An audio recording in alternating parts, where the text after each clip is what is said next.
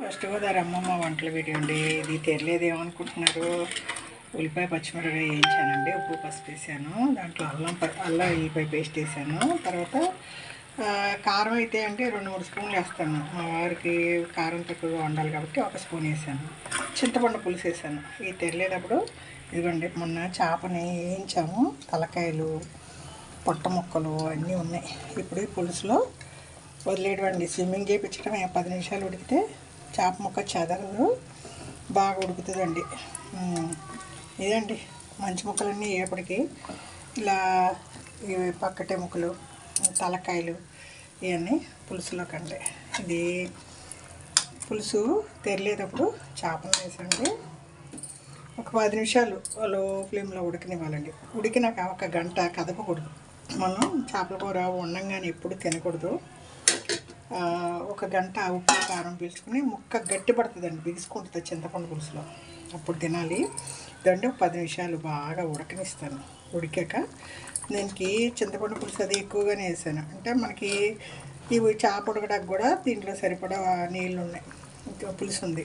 ఎంత ఉడికినాక మనకి ఎంత పులుసు కావాలో అంత ఉంచుకొని 2 కొత్తిమీర క్లీన్ చేసి పెట్టుకొని వేసుకోవడం.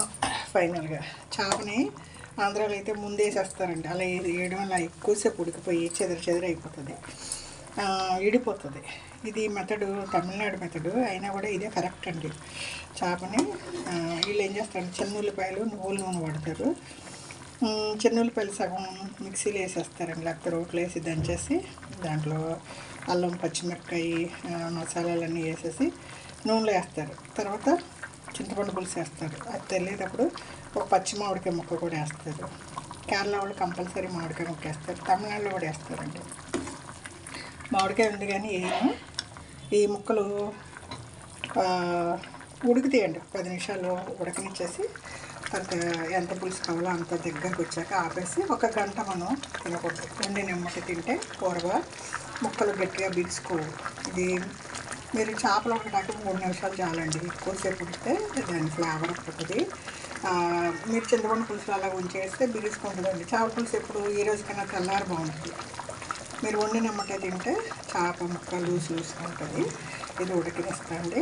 కొత్తిమీర క్లీన్ చేసి వేస్తా. ఇది వెస్ట్ గోదావరి అమ్మమ్మ వంటల వీడియో అండి. ఈరోజు గ్రైండ్ వేసాను, ఇడ్లీ పిండి రుబ్బాను, దోశ పిండి నలుగుతుంది. అటొక్కంగా ఇటొక్కంగా పరుగులండి. భోజనం టైం అయిపోయింది, ఇంకా వంట చేస్తాను. ఇదిగో ఈ పులుసు ఉడికాక కాసేపు ఆగి మా వారికి భోజనం పెట్టాను.